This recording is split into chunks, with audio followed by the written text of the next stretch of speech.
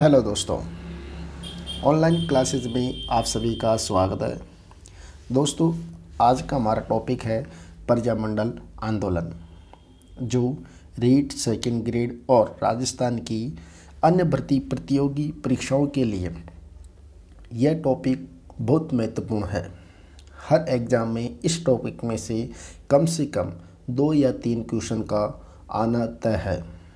आज हम प्रजामंडल आंदोलन टॉपिक का अध्ययन करेंगे, जो राजस्थान की आज़ादी यानी संपूर्ण आज़ादी में राजस्थान कैसे स्वतंत्र हुआ और इन आंदोलन यानी इन प्रजामंडलों ने आज़ादी में क्या एक महत्वपूर्ण भूमिका निभाई।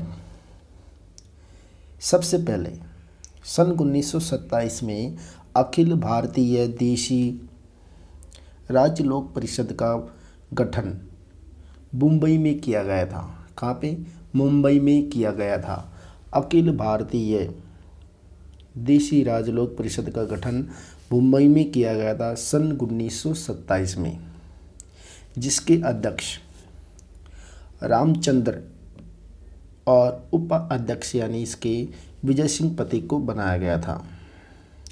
उसके बाद सन 1928 में एक और संस्था का गठन किया गया, राजपूताना देशी राज्य लोक परिषद, जिसका प्रथम अधिवेशन सन 1931 ईस्वी में अजमेर में रामनारायण चौधरी की अध्यक्षता में आयोजित की गई थी। यानी 1928 में राजपूताना देशी राज्य लोक परिषद का गठन किया गया, जिसका प्रथम अधिवेशन अजमेर में हुआ था। कहाँ पे? अजमेर में, और वो भी सन 1931 में रामनारायण चौधरी की अध्यक्षता में। यानी जो प्रथम अधिवेशन राजपूताना देशी राज्य लोक परिषद का जो प्रथम अधिवेशन हुआ था, जिसका अध्यक्ष किसको बनाया गया था? रामनारायण चौधरी को बनाया गया था। उसके बाद हरिपुरा अधिवेशन हुआ। अब हरिपुरा अधिवेशन यानी सन 1938 में हरिपुरा अधिवेशन हुआ,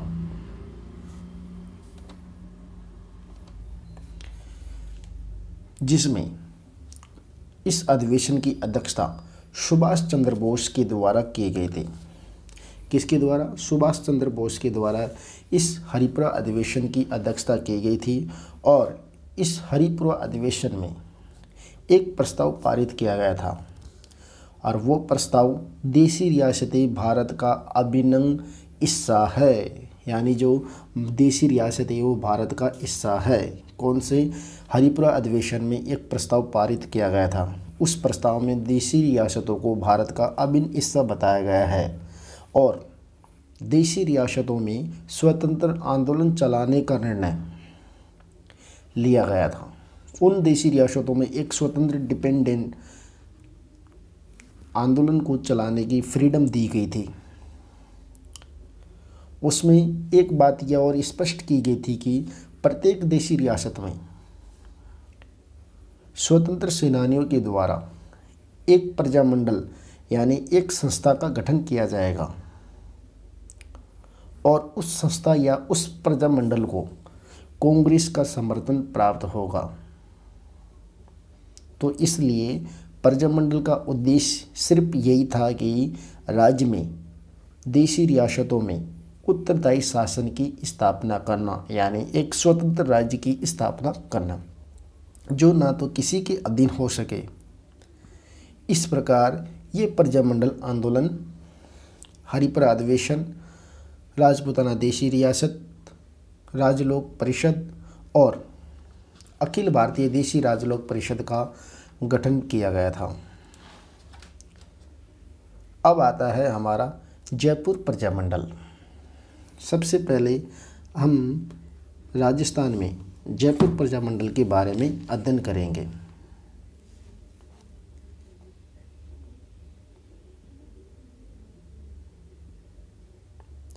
जयपुर प्रजामंडल आंदोलन का गठन सर्वप्रथम राजस्थान में किया गया था, और यह राजस्थान का सर्वप्रथम प्रजामंडल है, जिसका गठन सन 1931 में फतेह टीबा जयपुर नामक स्थान पर किया गया था। कहाँ पे?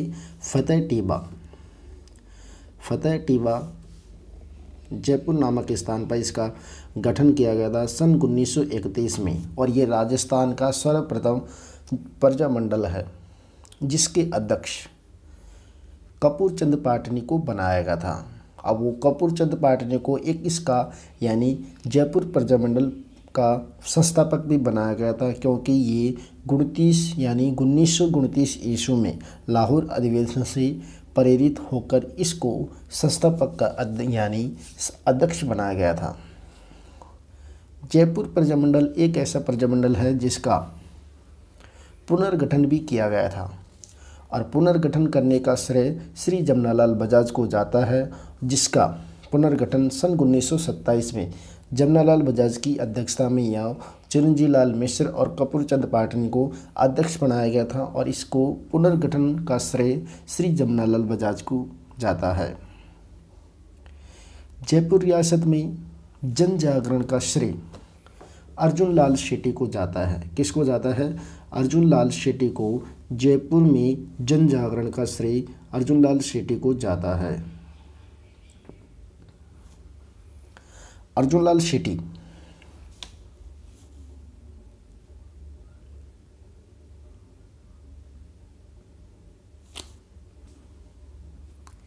जयपुर में जन जागरण का श्रेय अर्जुन लाल शेट्टी को ही जाता है, क्योंकि 1922 में जयपुर प्रजामंडल के माध्यम से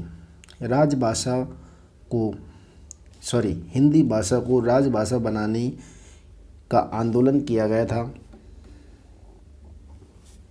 और 1927 में जमनालाल बजाज ने चरखा संघ की भी स्थापना की गई थी।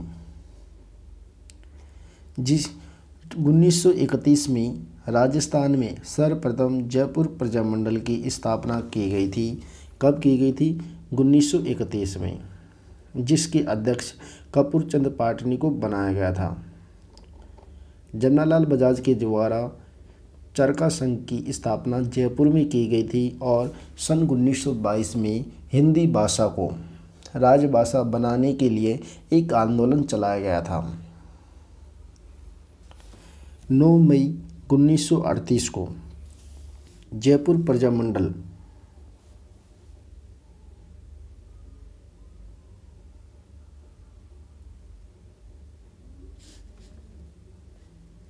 मई 1938 को जयपुर प्रजामंडल का प्रथम अधिवेशन जयपुर में हुआ, जिसकी अध्यक्षता श्री जमनालाल बजाज ने की।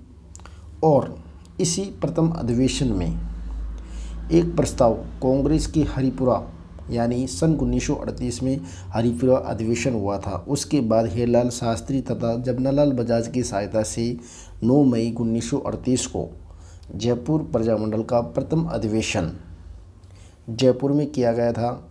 इसी अधिवेशन में कस्तूरबा गांधी जी ने भाग लिया था। उसने कस्तूरबा गांधी जी ने भी भाग लिया गया था। गांधी जी ने इसी प्रथम अधिवेशन में कहा है कि बजाज की गिरफ्तारी यानी जब प्रथम अधिवेशन हुआ था 9 मई 1938 को जयपुर प्रजामंडल में, उस समय उसकी अध्यक्षता जमनालाल बजाज ने की थी और बजाज जी को गिरफ्तार पुलिस ने कर लिया गया था। इसलिए गांधी जी ने कहा है बजाज की गिरफ्तारी को हम राष्ट्रीय प्रश्न बना देंगे। क्या बना देंगे? राष्ट्रीय प्रश्न बना देंगे। जयपुर में दुर्गा देवी ने महिला सत्याग्रह का नेतृत्व किया गया था। कब? यानी 9 मई 1938 को, जब प्रथम अधिवेशन में जयपुर में दुर्गा देवी ने महिला सत्याग्रह का नेतृत्व किया गया था। जयपुर प्रजामंडल में आता है जेंटलमैन एग्रीमेंट समझौता। जेंटलमैन एग्रीमेंट क्या है और इसको करने की क्या ज़रूरत पड़ गई थी? जेंटलमैन एग्रीमेंट समझौता, यह एक जेंटलमैन एग्रीमेंट समझौता ये है, इस समझौते के द्वारा यानी भारत छोड़ो आंदोलन के समय जयपुर प्रजामंडल के जो अध्यक्ष हीरलाल शास्त्री और जयपुर के उस समय के प्रधानमंत्री यानी सर मिर्ज़ा इस्माइल के बीच में एक समझौता हुआ था 16 सितंबर 1942 में। और उस समझौते में के अनुसार जयपुर रियासत की ओर से यानी जयपुर प्रजामंडल की ओर से शासन स्थापित करने का आश्वासन दिया। तो हीरालाल शास्त्री ने भारत छोड़ो आंदोलन में भाग नहीं लेने की घोषणा कर दी। अब भाग नहीं लेने की घोषणा कर दी तो उससे कुछ यानी जयपुर प्रजामंडल के कुछ सदस्य नाराज़ हो गए, और नाराज़ हो गए तो साफ बात तो यही है कि वो कुछ न कुछ नया कदम जरूर उठाएंगे। तो उन्होंने जैसे रामकरण जोशी, दौलत भंडारी और बाबा हरिश्चंद्र के नेतृत्व में एक आज़ाद मोर्चे का गठन किया गया और उन्होंने घोषणा कर दिया कि हम भारत छोड़ो आंदोलन में भाग जरूर लेंगे। ये है जेंटलमैन एग्रीमेंट समझौता। तो जेंटलमैन एग्रीमेंट समझौता यानी 16 सितंबर सन 1942 में भारत छोड़ो आंदोलन के समय और उस समय जयपुर प्रजामंडल के अध्यक्ष श्री हीरालाल शास्त्री और जयपुर के प्रधानमंत्री सर मिर्जा इस्माइल के मध्य किया गया था, जिसके अनुसार रियासत की ओर से उत्तरदायी शासन स्थापित करने का आश्वासन दिया गया था। क्या दिया गया था? आश्वासन दिया गया। जब उत्तरदायी शासन को स्थापित करने का आश्वासन दिया गया था, इस आश्वासन से हीरालाल शास्त्री ने भारत छोड़ो आंदोलन में भाग नहीं लेने की घोषणा कर दी गई।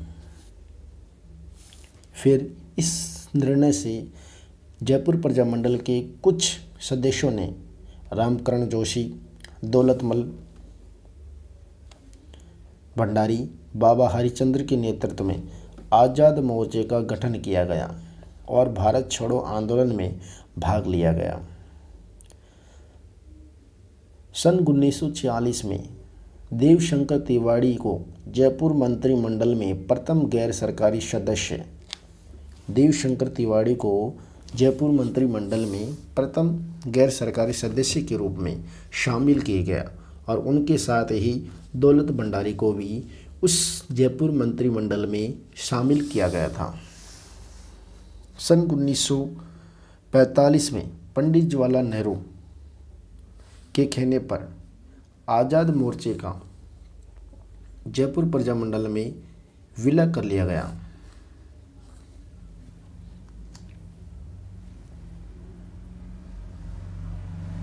उन्नीस 1948 में जयपुर के महाराजा की ओर से वीटी कृष्णाचारी यानी जिन्हें संवैधानिक